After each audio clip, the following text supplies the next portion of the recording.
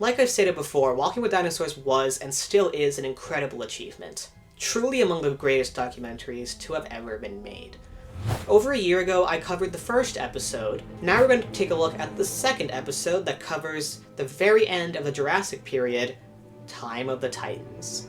This is far and away the most iconic episode, showcasing the most household names and having, in my opinion, the most memorable soundtrack.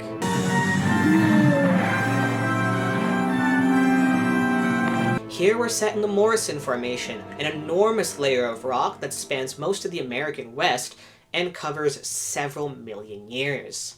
We'll be focusing on the designs of the animals in this episode, so inaccuracies that cover things like temporal displacement and certain behaviors and stuff won't really pertain to this video. To aid me in this, I've acquired both the novelization and the evidence book to fully be able to allow myself to understand the decisions made. But before we start, I will not be covering Othnielia or Dryosaurus. Don't get me wrong, I really want to talk about them, and there is a lot to talk about. But they're not named in either version of the episode, and they're a lot more prominent in the Ballad of Big Al special, where I will cover them in greater detail whenever I get to that.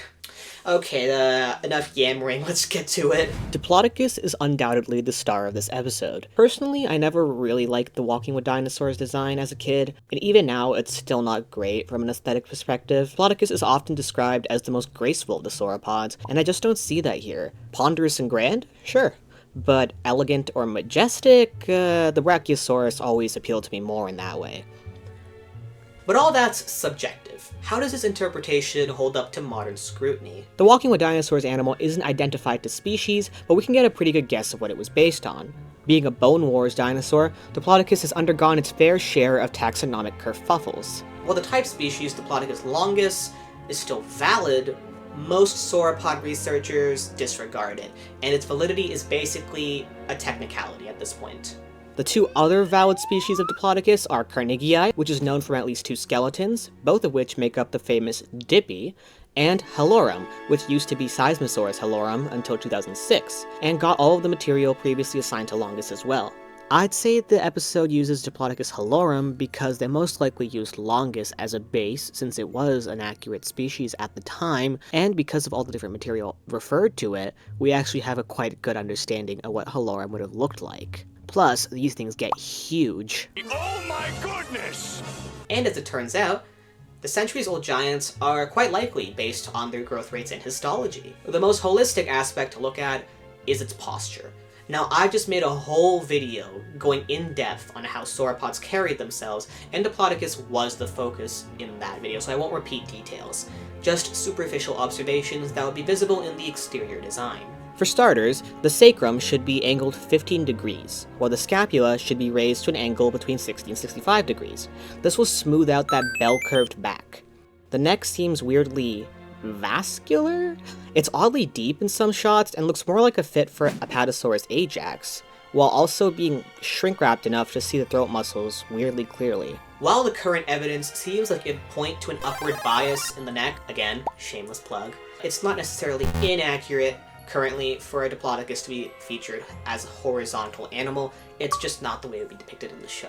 While many studies have described Diplodocus skulls, all of them are referred specimens. Chop et al. In 2015, in the same paper that revived Brontosaurus, reclassified the skulls belonging to Diplodocus heyi to Galeamopus, while the rest were tentatively either indeterminate Diplodocus or indeterminate Diplodocines. The heads of Diplodocines are very conservative, so we can't use them for identifying taxa more specifically. The general shape of the head seems spot on. I'd personally have the chin a bit more pronounced like in Giganotosaurus, but soft tissue could obscure that. Forehead nostrils are a no-go, though. We know from modern amniotes that the external fleshy nostril is located at the very front of the narial fossa, which extends anterior to the bony nares. So in reality, our Diplodocus would have nostrils about here. Same with the babies. It's also possible, if not likely, that they had soft tissue projections in this area, since the nostrils still have to connect to the nares. While not completely provable in terms of accuracy, soft tissue structures can actually appear without obvious correlates. I'd also fill in the outlines of the fenestrae. The teeth seem to stick out of the mouth even when it's closed, which is kind of odd since that doesn't appear to be true for the Brachiosaurus. Diplodocus seems to have had really large teeth, and the mouth would need to be opened wide enough when relaxed so that the teeth didn't grind against each other, since that doesn't show up in the patterns of wear on the teeth, and it would be very uncomfortable or even painful for the animal. The peg-like shape and the procumbent orientation are indeed what we see in the fossil record. I'd say lips are the safest approach, although in the case of sauropods, there's likely a soft tissue beak that would have covered the teeth as well. I'll probably make a video on beaks, lips, and cheeks in dinosaurs as a whole, but for sauropods, the wrinkled texture of the enamel on the teeth, the retention of some teeth even when they're not attached to the socket anymore, flakes of soft tissue preserved, and isolated tooth rows that are found in articulation without any surrounding jaw material would support the existence of a fleshy beak. A huge gripe I have with the show's Diplodocus is the musculature. They look weird. They look like they're on steroids or something, but the muscle orientations don't even seem intuitively correct. But I am no expert. I will pretend to know proper muscle anatomy since that would take enough research to be its own video. But comparing it to this reconstruction by Matt Dempsey, you can see something's off. It also doesn't help that the ribs are constantly visible, despite them looking bulkier than I'd expect for Diplodocus. Maybe that's why I never liked the design. Something else that's off is the hands. Sauropods had their hands in a semicircular orientation with only the tips of the fingers making contact. The thumb would have had a large claw, although this would be lost in more derived macronarians. Which means Prehistoric Planet got this wrong? Rare Prehistoric Planet L? The hind feet were essentially plantigrade, again with a soft tissue pad, and the three innermost toes were clawed. The most out there piece of speculation is the ovipositor depicted on the mother Diplodocus at the beginning of the episode. It's unclear why they would evolve this, since sauropods were capable of crouching. This also doesn't show up in modern archosaurs and reptiles in general, so it's unlikely. Now let's talk integument, because there's quite a bit to talk about. First off, that midline row of dermal spines. This is based on a specimen of Diplodocus described by Zherkas in 1992, which preserved a bunch of keratinous spines along the whiplash portion of the tail, which were compared to those of modern lizards like iguanas. Zherkas thought that these were perhaps along the entire length of the animal, and advised that these should at least be considered when reconstructing Diplodocus in the future. Now, the whiplash segment of the tail is the one part that doesn't have spines in the show! Huh? While the animal associated with the spines was thought to be a Diplodocus-like dinosaur, we know it wasn't Diplodocus itself. The material from that original quarry has now been referred to Catodocus and Barrowsaurus by Chopital, but it's possible and perhaps likely that they were on Diplodocus. Since iguanas seem to be relevant, dorsal spine seems to be a characteristic of the entire family, while in larger lizard families like in the agamids, it's less consistent. It's also important to note that Zherkas thought that since hadrosaurs had their midline feature scales running along the length of their bodies, the Diplodocus would have had the same thing. But with the description of those Edmontosaurus mummies, we know that even within the Saurolophinae subfamily, feature scales can run along the entire back like in Brachiosaurus, or stop before a fleshy ridge on the anterior back and neck like in Edmontosaurus annectens. So dermal spines in Diplodocus going beyond the whiplash of the tail is, for now, speculation. Walking with dinosaurs gives Diplodocus really thick-looking skin with very large scales. The book even describes armor-like flat scales and true osteoderms along the top of the back, and the show appears to show this as well. This may be inspired by animals like Saltosaurus, which do have armor, but I don't know of any osteoderms associated with non-titanosaurian sauropods. Evidence book mentions 1 to 2 centimeter impressions with round polygonal scales, which were found alongside the keratinous spines in the Diplodocid that Zherkas wrote of. The show and novelization don't seem to follow this, since 1 to 2 centimeter scales would be too small to see unless we were right up to the animal. Even with those impressions not being from Diplodocus itself, the large scales would be inaccurate anyways, since in 2021, Gallagher et al. Described a whole bunch of skin impressions in an indeterminate Diplodocus species. With this we know that Diplodocus' scales varied immensely, and were surprisingly small, with a bunch of different tiny subclasses of scale types. They weren't able to figure out exactly where these scale patches go, except for one section that looked similar to the scales on the hind limb of an alligator. It's worth noting that these impressions are from a juvenile individual, and the authors think that an adult may have had scales 6 times larger, but again, this would be too small to see from most viewing distances. A blessing that came with me finishing this video over half a year after I wanted is that I can finally talk about Diplodocus color. Never in my days did I think we learned the colors of any sauropod. The 2025 paper, once again led by Tess Gallagher, looked at the preserved melanosomes from a few different Diplodocus and mapped it against those in birds, other extant reptiles, and other color-preserving dinosaurs.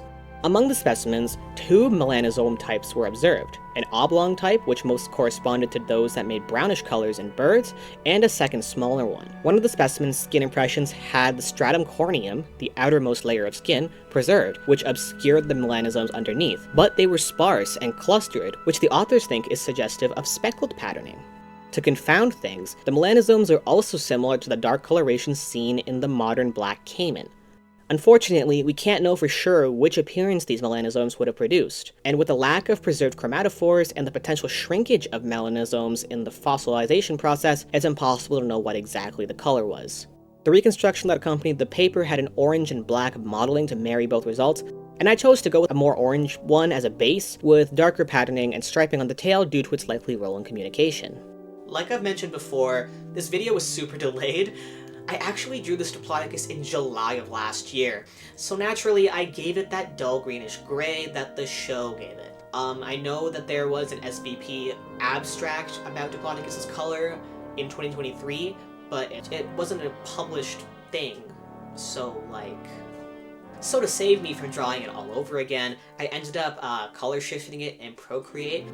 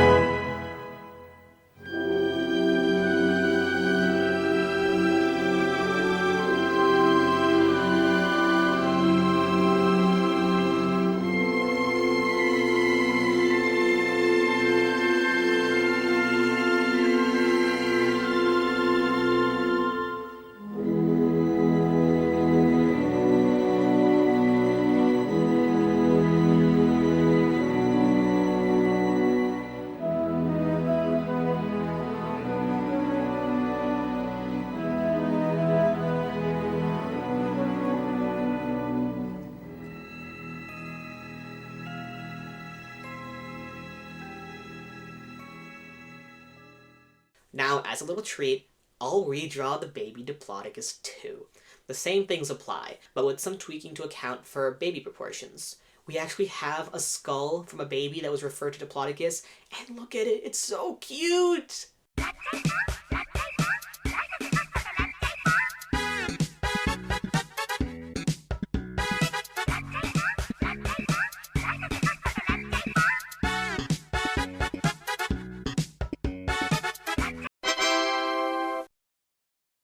I'm joking! The next critter that gets featured is Ornitholestes hermini. Ornitholestes was a basocellulosaurian of uncertain phylogenetic placement. It's been used as a wastebasket historically, and has floated around Aviotheropoda quite a bit. But from what I've seen recently, it seems to be the most basal member of Maniraptoromorpha. Let's start with the head. The skull is a bit too large and far too boxy, and it would have had a more prominent chin with a slightly downturned dentary. The face is also shrink-wrapped, and the nostrils should be a tad lower, going off of the same logic used for Diplodocus. The prominent horn on the top of the snout is actually a misunderstanding. In 1988, Greg Paul saw this upturned margin of the nasal and suggested a Proceratops-like horn was there. This was actually a result of the skull being crushed and the nasal being displaced.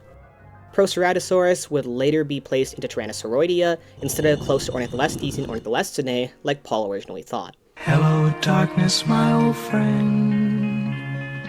I do like that they gave it lips though. The body is much too compact, it should be slightly longer than the neck, and the hands seem to pronate sometimes, but are correctly positioned other times. Their use for holding prey does seem to be accurate though, with a decent range of motion given to them. The second toe on Ornitholestes possibly possessed a sickle claw similar to that of Dromaeosaurus. It's unclear due to the poor preservation of the second toe, but Ostrom in his paper describing Deinonychus believes it's a possibility. Sickle claws seem to be ubiquitous among theropods actually, with them showing up in early birds, maniraptors, and Carcharodontosaurs. The tail being just over half the length of the animal is accurate, and it would have been relatively stiff. As a Coelurosaur, it is pretty important to depict Ornitholestes with feathers. The show doesn't outright say that these structures are feathers, referring to them as quills. The novelization calls them long scales. The evidence book leans towards the quills being considered feathers, since by that point, the exquisite feathered fossils from China have begun being understood. But they write that it's possible these were simply skin projections.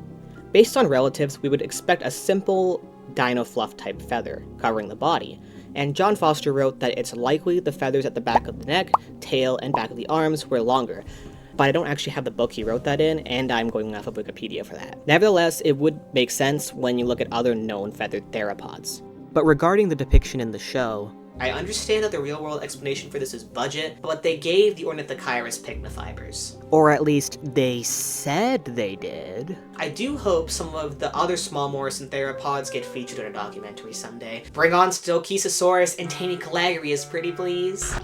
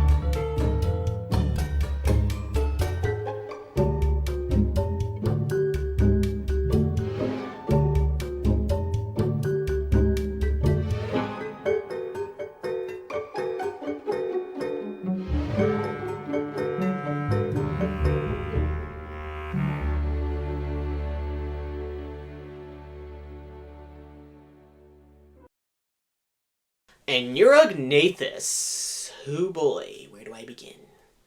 First of all, what the heck is it doing halfway across the world?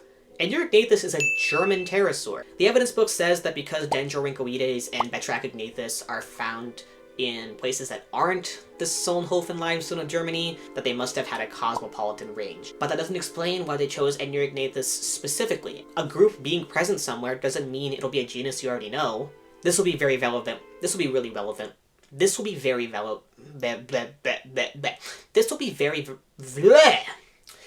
This will be very relevant, Jesus Christ, when we get to Gino the Skies. There are actual Morrison pterosaurs.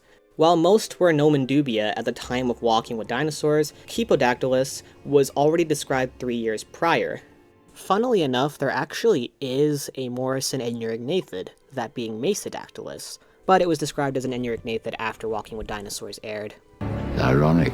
It's also worth noting that the symbiotic relationship between these Anurognathus and Diplodocus is completely speculative and super implausible, and there are no sauropods preserved in the Solnhofen. The idea of Anurognathus being an aerial insect hunter is still perfectly fine, though. This Anurognathus is a complete mess. The clearest example can be found in this still of the head. They put the eye in the wrong hole. Anurognathid's had huge eyes, and their faces are often compared to things like frog mouths or patus. Most pterosaurs lack a nasal opening and actually have it merged with their antorbital fenestra, and this is the standard characteristic of the largest pterosaur clade, Monofenestrata, which most famous pterosaurs are part of. Anurognathid's are sometimes found to be the most basal member of this group, but they do have their antorbital fenestra. However, some of them are really weird and have it merged with their orbit, and this is called an orbito-antorbital fenestra, which is a mouthful. Regardless, the creators should have known better, and this seems like an elementary mistake less scientific outings would make. looking at you, Dolores. Aside from that, the skull looks decent, but it's too laterally compressed, and there's a weird snaggle in the jawline. The teeth are adequately tiny and pointy, but there should be more of them. I couldn't really tell how the hands are oriented, but they should be to the side and pointing backwards, which is very strange, but that's pterosaurs for you. And there appears to only be 3 toes on each foot when there should be 4, and unlike in dinosaurs, pterosaurs were plantigrade, walking on the soles of their feet instead of their toes like in the show. The wings are incorrectly folded. They should be closer to the body and folded in and behind the arms instead of out. We also know from soft tissue impressions that they had short and blunt wings, not the pointier ones here. Pterosaur wings being rounded was a paleoart meme for a good while, but in this case it's accurate, and you can see that most clearly in this specimen of Jehalopterus. The wing membrane should attach to the ankle, but in some shots it looks like it attaches to the knee, and there should be a second membrane that attaches to the other side of the ankle and to the base of the tail, which is there, but it looks kind of strange. The tail actually possesses a structure that's been described as similar to a pygostyle, which is what birds and some dinosaurs have, and are usually anchor points for feathers, so a short tail with some fluff. Speaking of feathers, this Anurognathus seems to be naked, but upon closer inspection there are some filaments. They're sparser than they should be, probably due to budget. Depicting them as simple hair-like structures isn't actually accurate. We know from Jehalopterus that Anurognathus had a variety of different pycnofiber morphotypes. Some reconstructions of Anurognathus show whippoor-like bristles. There are filaments preserved around the faces of Brachiosaurus and Jehalopterus, but they don't meet the criteria for elongated sensory bristles, according to Dave Hone. Currently, it looks like pterosaur pycnofibers are homologous with feathers. I highly recommend your Dinosaurs Are Wrongs video on the subject, which goes into much greater detail, but that's about it for Anurognathus.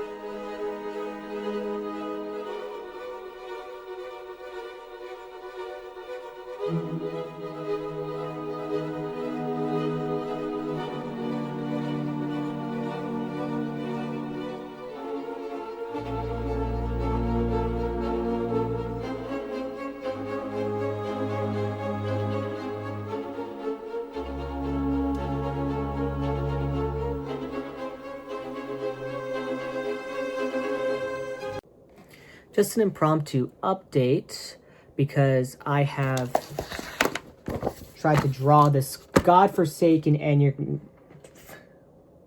I'm trying to draw this godforsaken Anurognathus like 9 times now. It's been hours, and I'm not getting anywhere. So, I'm just gonna draw it in a standing position so I don't go insane.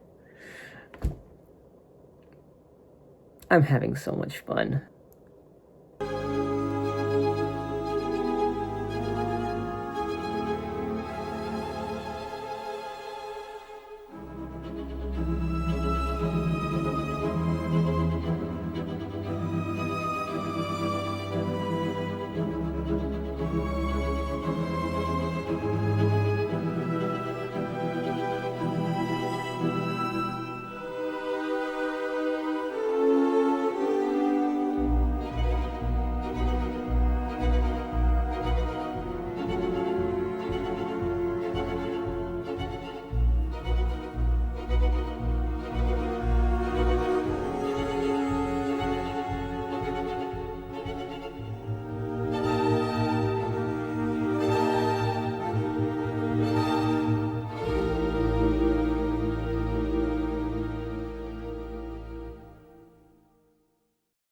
Stegosaurus, the biggest crash out in this episode. I'd say this version of Stegosaurus is practically synonymous with the animal at this point. This appears to be Stegosaurus ungulatus, the largest and most iconic of the species. Right away, we can say it's too big. Stegosaurus ungulatus seems to have maxed out at around 7 meters, with the specimen dubbed Apex being over 8. But because of the evil that is capitalism, it's being sold to a private collector and likely forever lost to science. We've got to have money. I'm not exactly sure where this shift came from, since I remember for years the estimates for Stegosaurus being upwards of 9 meters, but the evidence book gives it an estimate of 7 meters. Either way, it should be shorter than the Allosaurus it faces. The Stego isn't terrible. Honestly, the head shape is accurate and the beak looks about right. It's unclear whether Ornithischians had cheeks like this, but the presence of a buccal osteoderm in a specimen of Edmontonia would suggest at the very least that some sort of structure was there, even if muscular cheeks are unlikely due to needing a whole bunch of muscle reorientations. Again, I'll be making a whole video on this at some point, probably. The proportions of Stegosaurus have certainly changed over time. With the description of the specimen Sophie in 2015, we'd expect a neck that's about the same length as the torso, and a longer tail. The disparity in the limbs is less extreme in Sophie, but that would be a result of Sophie not being skeletally mature when it died. It was also a Stegosaurus stenops, which had closer limb proportions than Ungulatus anyways. Something a lot of people seem to forget is that the holotype specimen of Stegosaurus stenops, USNM 4934, which is dubbed the roadkill Stegosaurus because, I mean, look at it, is decently complete and shows proportions more like the Walking with Dinosaurs model, which lends credence to Sophie's proportions being a result of ontogeny.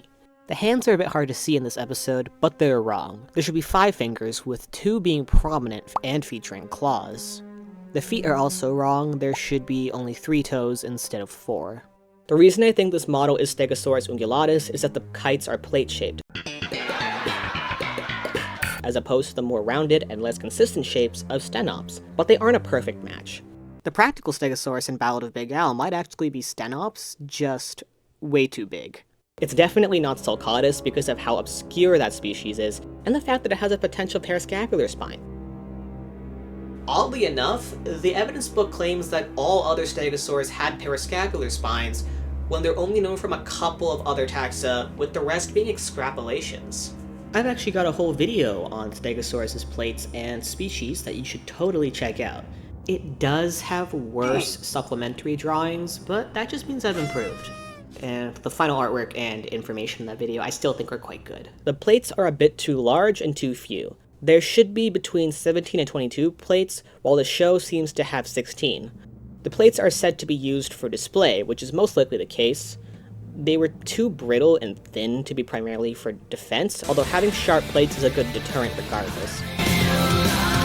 They're also flushed with blood to create an intimidation display to scare off the Allosaurus that dare try take it on. This is most likely not the case. We know from the plates of Hesperosaurus that these would have been covered in keratin, not skin, so flushing blood into them wouldn't have been very effective. Keratin's ability to be brightly colored does enable this intimidation tactic to work, though it just wouldn't be able to turn it on and off like that. The striated texture on the plates is actually what they would have had, so good on them. We have skin impressions from Hesperosaurus as well, small polygonal scales between 2 and 7 millimeters, with large domed scales 5 to 10 times that, found along the dorsal side of the body. These would be rarer and surrounded by the first kind of scales. The scalation of the show's model is therefore off. And lastly, Stegosaurus has throat armor made up of a bunch of ossicles, and it does seem to be in the show version, but it could be more pronounced, I guess.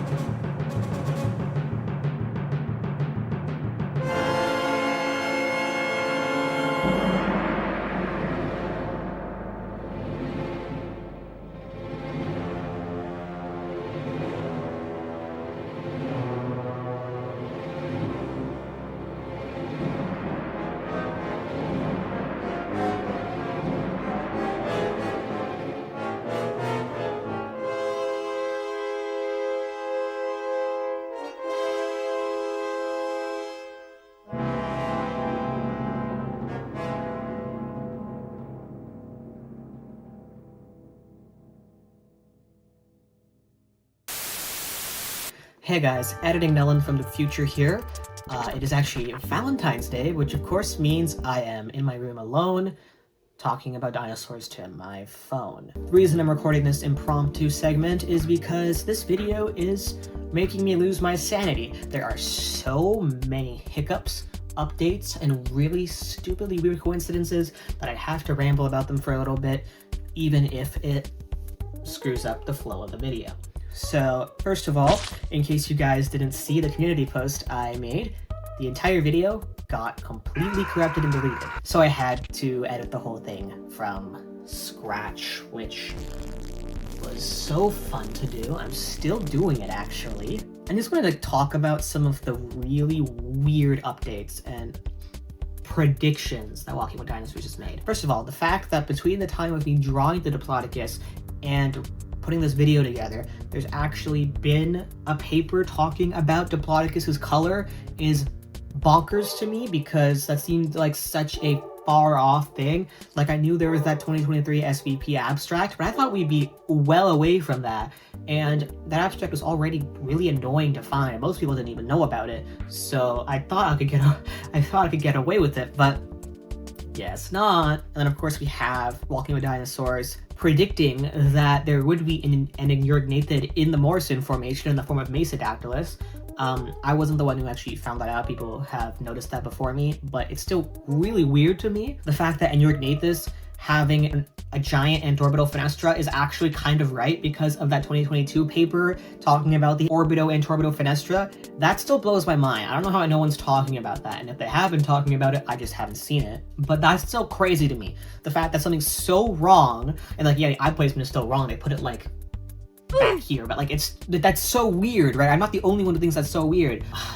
Anyways, the reason I'm putting this in the Stegosaurus portion of the video is because I have a theory regarding the Stegosaurus in the show. I was talking to one of my friends last night, and Stegosaurus came up in our conversation because we were talking about dinosaurs, and I brought up that Stegosaurus in the show is oversized, and I used this screenshot from the Battle of Big Al to show just how big the Stegosaurus is. And I also pointed out the fact that it looks like Stenops instead of the more ambiguous species in the Time of the Titans episode. And he said that, yeah, that is really weird, and also it should be Hesperosaurus anyways. And I'm like, oh yeah, I guess that makes sense, because Hesperosaurus is from an earlier time than Stegosaurus, and so is Allosaurus germansoni, which Big Al is, so that should be Hesperosaurus. But that got me thinking, oh my god, the Stegosaurus from Time of the Titans might actually be Hesperosaurus? Because if we look at the plates of Stegosaurus in the show, they're like these really big triangles that they don't really rake back. They're not pointy enough and kite-shaped enough to be ungulatus, even though I did kind of say that earlier. They don't actually look like that. They're too big to be ungulatus, and they're not round enough, and they're too consistent in shape to be Stenops. But if you look at something like Hesperosaurus, they have the super large plates. There are less of them than in Stegosaurus, and they don't rake back like they should in Stegosaurus as much. And you compound that with the fact that Stegosaurus' tail is too short in the episode because this was pre-Sophie, and the holotype roadkill specimen doesn't have a fully preserved tail, but Hesperosaurus' holotype does have a fully preserved tail, and it is roughly that length. Like, I feel like I'm going insane here. And I know it's not an exact match. If you take the male and female morph, and you just kind of combine them, you get the show's model. And if you just headcanon a little bit that keratin made the plates pointier, and there are some skeletals that have these pointier plates on the male looking morph anyways, it's literally just the show model. So that's insane to me. How no one's noticed that before me, I don't know. Maybe I'm crazy, but I felt like I had to mention it at least once in this video, so you're getting it here. Which brings me to my next update regarding Stegosaurus, and that being the new giant limb material from some sort of stegosaur found in the Morrison Formation. It's not known what exact genus it is, because stegosaur forelimbs aren't really diagnostic past the stegosaur family. The fact that that exists means that Apex might not be the largest stegosaurus anymore. It's still currently the largest confirmed stegosaurus, but it's not the largest confirmed stegosaur anymore. This thing is approaching sauropods in terms of mass, subadult sauropods, which means that the giant size of the stegosaurus in the show might actually be accurate, which, like, how am I getting 2026 papers in a video supposed to release back in 2025? Like, come on, man. Then this doesn't have to do with Stegosaurus, but I'm just gonna throw it in anyways. When I get to the Allosaurus portion of the video, I'm gonna talk about the forelimbs, and I take a jab at the paper that points out that I think Allosaurus was a scavenger. And of course, because it's low-hanging fruit, I also make fun of Jack Horner in that thing. I would like have him like slowly fade in from Valley of the T-Rex or whatever. And well, it turns out the dude's in the fucking Epstein files. And that came to light like a week ago, I think. So I'm like, I don't know what's going on and why so many different pieces of information are coming out all over the place, all at once. There is a great podcast episode that I will link that talks more about that whole thing. I'm not going to get into that here, but I feel like I'm going insane. This is why these episodes take so long to make. Allosaurus is without a doubt the runner-up star of this episode, and that color scheme is so iconic, oh my god. But let's get to accuracy. The head shape is bizarre. It's a weirdly squashed triangle shape and basically looks like it's missing the premaxilla. The teeth should be covered by lips, and the antorbital fenestra shouldn't be shrink-wrapped. Something really odd in this model is the positioning of the crests. Allosaurus had a pair of lacrimal crests, but the lacrimals are in front of the eye, not above it. This would be rectified in the Ballad of Big Al special, thankfully. The evidence book says this as well, so it's a strange detail to get wrong. Based on the drop in the jugal, these Allosaurus can be identified as the type species, Allosaurus fragilis. The neck is adequately long. Allosaurus had a long neck in proportion to its body. The hands are sometimes pronated, sometimes not, but their resting position should look more like this. The first finger would possess a large hook-like claw not dissimilar to those seen in Spinosaurids, and this appears absent in the show. Allosaurus has been found to be a combination grasper, clutcher, predator, though there are rumblings of Allosaurus being predominantly a scavenger, but that's a can of worms that's giving me flashbacks. We actually have multiple patches of skin impressions associated with Allosaurus. Small pebbly scales on the mandible, large scutate scales on the throat, small scales around 2 mm in diameter associated with the rib, and larger scales up to 2 cm in diameter at the base of the tail. But it's unclear whether these are actually Allosaurus scales, since they seem more like sauropod skin, and there were other bones associated with that Allosaurus material. There were also some hind limb skin impressions found last year, or I guess 2 years ago now, but they have yet to be described. From Conchovenator, we may also expect scutate and reticulate scales on the feet like the podotheca of birds, fleshy foot pads, and flatter rectangular scales on the bottom portion of the tail. The caveat being that integument can vary wildly within a clade. Looking at ceratopsians and hadrosaurs tells us that much. I'd also venture to say that it's possible Allosaurus had feathers. There are multiple examples of feathers being found outside of Coelurosauria, the bushy tail of the megalosauroid Sciuromymus, the potential quillinods of Conchovenator, and the feathery coverings of some conchognathids, which are now thought to be juvenile non-Coelurosaurs, not to mention that if the scutate scales of Conchovenator are homologous with those of birds, they'd be derived from feathers as well.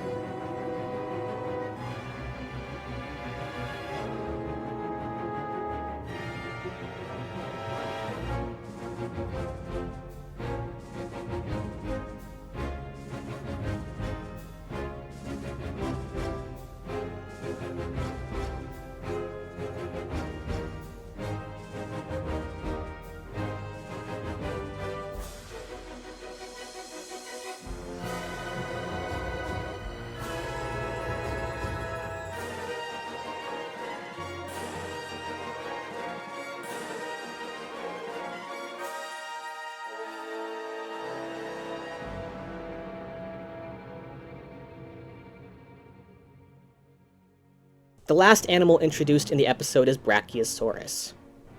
First of all, we need to address the giraffe titan in the room.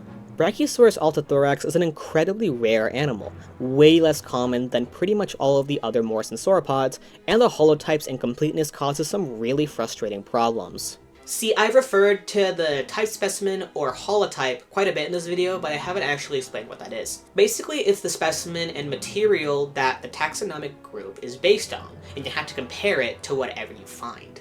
The problem with Brachiosaurus altithorax is that we have a decent chunk of material from other specimens that we can't actually call Brachiosaurus because there's no overlap with the type specimen, which means that for years, restorations borrowed from an animal found in the Tendaguru Formation of Tanzania, Brachiosaurus bronchi.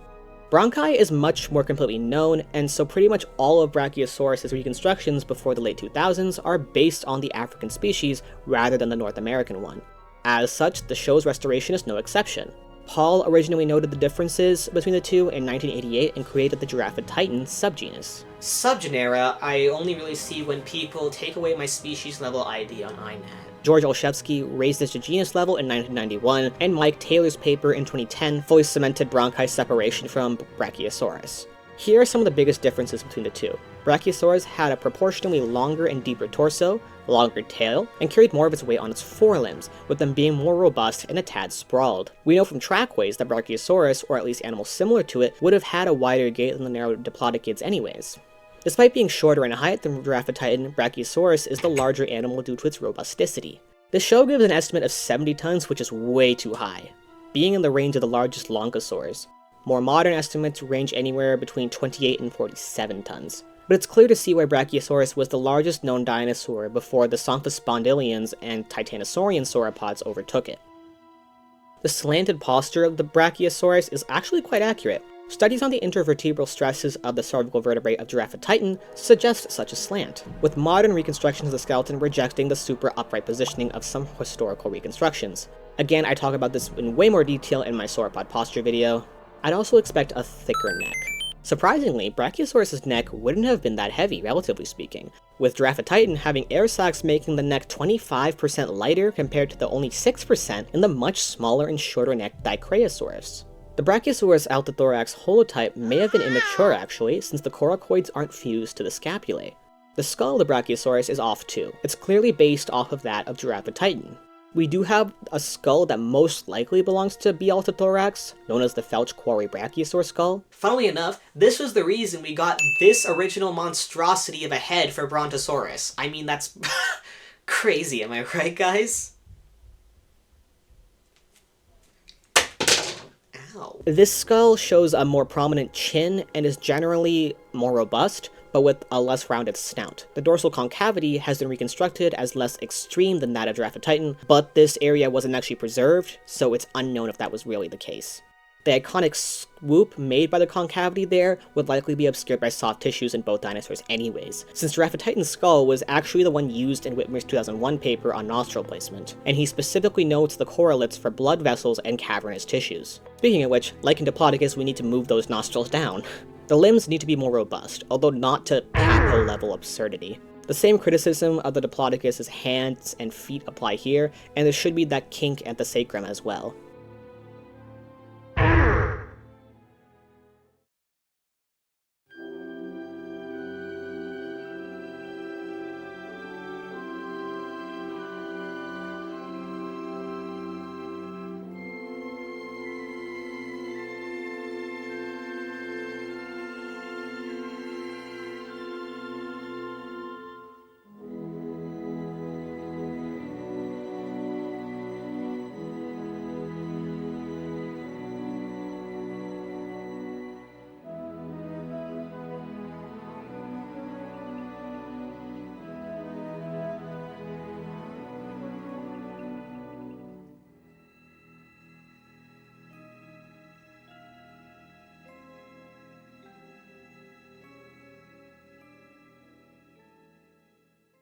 There we have it, the second episode of Walking with Dinosaurs completed. Sorry this one took so long. The thing about redesigning videos I found is that as my standard for research has increased, they've become more daunting since I have to do research on several different animals, and I have to do it a lot more holistically, instead of being able to sink my teeth into a specific topic, so I get overwhelmed.